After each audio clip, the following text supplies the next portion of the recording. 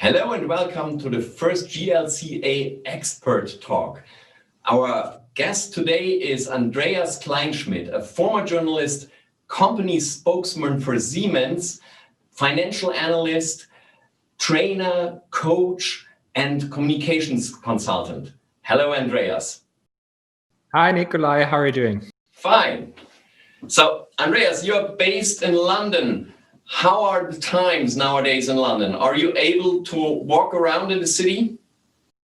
You are. We are formally in lockdown, just people don't seem to care so much. So interestingly, many of the rules are more limiting than in other European countries, but still you see a lot more people on the street. So one thing is rule, the other is compliance. Okay, so you work internationally as a coach for board members, for high executives, for communications experts. Let's talk a little bit on coaching nowadays. Is there a difference between coaching now in COVID-19 times and coaching beforehand? Yes, big difference. Of course, you usually don't find your client in the same room. You do it on VC. And I think this is something that will stay because it's convenient, it's quick. Clients can more flexibly fit it into their schedule, and mostly it works very well. In fact, I have some clients who told me, you know what? Can you also switch off the camera? Somehow just having a voice makes me open up more, but of course that's personal taste. So if we look a little bit into the future, you think this remote coaching, this online working will go on. So what does that mean for the future of coaching? I'm not sure whether the question where we physically sit or stand when we work defines the future of coaching. I think there are much bigger trends that have a bigger influence on the future of coaching. And the biggest one, of course, is technology. The technology that makes it possible for you and me, Nikolai, right now to have this chat over VC, over video call, but also artificial intelligence. We see it already in skill building, where coaching has a bit of an overlap with training. For example, I do a lot of training, coaching for public speaking, and we already see apps that help you make pauses like Obama, that measure your speed and certain aspects. So artificial intelligence is coming to coaching and will have a big effect. And the other area, big area, is of course how coaching as an industry is maturing. It's coming of age. So around 30 years that we've been speaking about coaching in the way we do today. But still, it's not a very formalized industry. And you don't need a formal certificate as you would if you wanted to be, for example, a therapist in many countries. So the industry is maturing, and there are a couple of important trends in that as well. So what for you is good coaching? Coaching is good when the client reaches an important objective.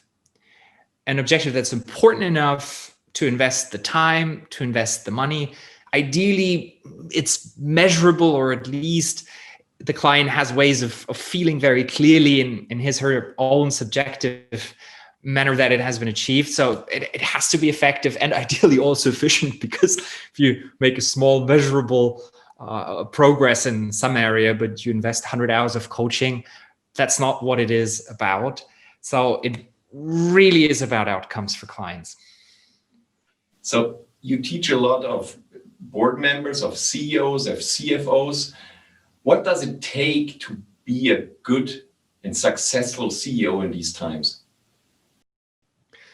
Maybe ask the CEOs that are successful, and they can tell from their own perspective. What is different? What do I see has changed? I think there's a lot more focus on behaviors and how their mindset manifests in the world, partly because we see more of our CEOs. They're on social media, they're on LinkedIn, they're more visible.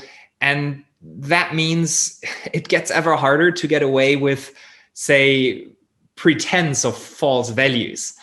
You have to live them. And that is in a way a very good thing, because there's less of a gap between what I would pretend and what my behavior actually speaks to. It's good for the company. It's good for the individual, him or herself. So if you want, it's an overstretched term, but there needs to be more authenticity, because when your behavior is too far away from what you preach, it's very, very visible today. And that's a good thing.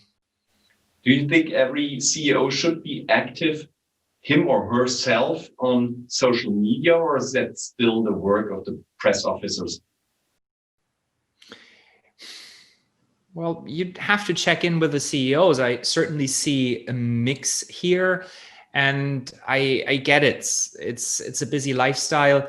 What I see and what I think is really good when there's a healthy mix, because in the end, it has to be the voice of the CEO. That's what makes it authentic. And that's also what makes a CEO think more about his or her image and how he or she would communicate to the world. So if you work with a CEO and prepare his or her social media image, pull your CEO in as much as you can so that you get an authentic outcome. So nowadays, we don't differentiate between internal and external communication. So if a CEO is very much into social media, is that an important factor in motivation of his own team? In a way, it's a great thing, because you don't think about like, oh, how do I differentiate the message? In a way, it seeps out and they reinforce one another. Think of an employee of a large multinational company, and then he or she will, of course, get messaging through internal channels, the intranet page, internal social media channels. But 2 minutes later, he or she might just find something that the CEO has published on LinkedIn, and these messages have to fit together. And the good news is, if we get the same message from several channels, it's more likely to stick. So that's a good development, I think. So when you look to your clients, what is what they really want from you? What do they want to achieve when going to a coach? It can be very, very different. I would do executive coaching, which is purely around challenging topics in their life. How can I design a new board? How do I cope with different expectations towards my business from stakeholders? It can also be on the side of public speaking, where it's about skills, but the skills we want to build in public speaking often has to do with how we see ourselves in the world. So there can be a much deeper level, but in the most blunt way, I'd answer your question. They want an issue to go away, or an opportunity to materialize. Or to come back to your first question, what's good coaching? It is coaching that gives the client a strong outcome that was worth the time and money. And that outcome, it depends on the objectives of the client. So it can be very, very different.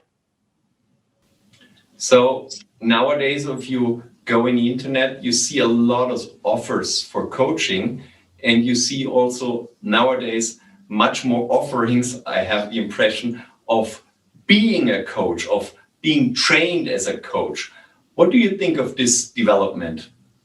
I've seen the same, and it makes me wary, right? If it's easier to make money by training people to be a coach than finding your own coaching clients, it might mean either you're a really bad coach, in which case I think maybe you shouldn't train other people to become a coach, or the market might be moving towards a point of saturation, and maybe a bit of both.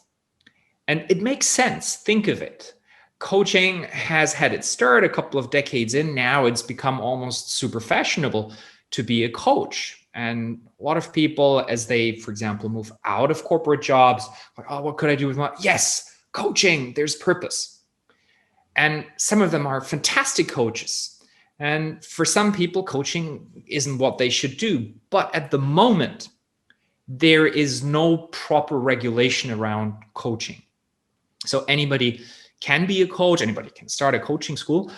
And on the one hand, it's great because it makes it easy to try this out. And probably we've got great coaches that way that cut their teeth and found their way. At the same time, I wouldn't be surprised if we see a moment of crisis in coaching over the next couple of years. It has happened in similar professions where it's about personal growth. Think therapy, psychotherapy. There have been big scandals, for example, in the United Kingdom, where I live right now, many years back, where people with just very shoddy credentials could make their way into the profession, and there was not very solid vetting. So the standards were raised, the bar was raised. And I would expect that in coaching, a certain degree of professionalization, which then will link back to other trends. Happy to talk you through that. We'll see digitalization change the shape of coaching. So it will become more industrialized, more democratic in a way. But I'll tell you more if you're really interested in that. Yeah, I wanted to ask, isn't it a good sign that it's more usual nowadays that you go to a coach, that you ask for coaching? I mean, in former times, it was maybe, especially in Germany, just for the board members. Now it's going down the hierarchy, and even a starting manager can have his coach for this or that topic. I think that's a good sign, isn't it? Yes, I'm sure anybody who's just at very much starting level as an individual contributor, or even people out of work can have coaches, because they're very, very, very different price points and offerings in the market. And I think this differentiation is going to be even stronger in the future. And here's why. One was technology. Remember, we see more AI, we see VC, all of this will reduce cost for the entry level towards coaching. So it's a bit like with airlines in terms of flying economy. There can be really cheap tickets. You'll get very little human touch. Somebody will at some point put a tray with food on your plate if it's long haul, or not even that. So we might see an entry segment of coaching which is completely automated. And that doesn't mean it has to be bad.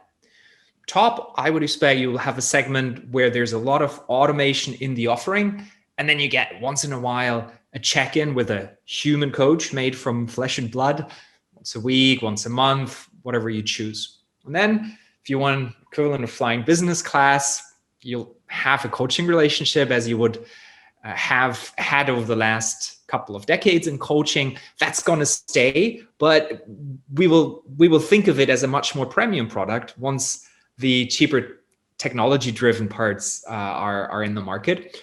Yeah, and of course, whoever wants to fly first class with your star coach to get what you want, when you want, in the format you want, of course, that will be there too. And that's good news in a way, because it means a form of democratization. 30 years ago, flying somewhere else for holidays was very exclusive. Now everybody can do it. I think something similar is happening with coaching. So will AI be the Ryanair of coaching in the next years? Interesting. Yeah, could happen. Why not? Do you know any examples already where coaching is supported by AI? More in the skills coaching area. For example, for public speaking, you can have an app track the speed, how many pauses you make, and that's valuable data. And clients can work with just that. But of course, if you have a human that holds you accountable, that puts context around that data, it can be even more powerful. And we'll see a lot more of that. But there's this other trend as well. When we industrialize a cottage industry, the dynamics change. Probably there will be consolidation. So fewer players in the market overall that might hire just college graduates and give them a crash course in their methodology and just rent them out over VC. The question here is, overall, is that going to make the world a richer place? Is it going to contribute to growth? Because finally, people who would not have had coaching will get coaching of some quality. Or is it going to degrade product? Is it going to degrade the quality of coaching overall. We'll see, but I think the good news is, like in almost every industry, there's always a niche for really, really good service. And especially in coaching, for genuine care about outcomes, but also care about the human behind these outcomes. And in the end, there will be always a big market for quality. And another question concerning the online coaching and online training. Do you have to design the training sessions differently, doing it online compared to a one-on-one or one-to-many session? Yes, you have to do it differently. And I really like it. I really like it because it's a bit more challenging. Take the example of a group training for presence or public speaking. What you need to do. In the past, you had people locked into a room, so it was hard for them to run away without a good excuse. Now, very likely at any point in time that any of the participants in a workshop are either doing emails or cheekily watching a little bit of TikTok on the side or actually doing their footnails. So the expectation that you genuinely excite them, create the sense of presence in the workshop situation, it's an even higher bar, which means there's more preparation. So I love to check in with participants before a workshop, understand what their objectives are, and then make it truly about them and condense the learning into a shorter time frame, like make it 90 minutes, 2 hours, rather than a full day. And from everything we know from empirical psychology and the psychology of learning, more touch points, shorter touch points, much better for learning. So I really love that we're changing the way we deliver training. So we're living in exciting times, and it's exciting for us as coaches, but for the whole industry. Andreas, thank you very much for your insights into coaching, into the future of coaching. And I think we will talk soon about how it really develops in the next times. Nikolai, thank you so much. It was absolutely fun to speak to you. Great talking to you. Bye-bye. Thank you. Bye.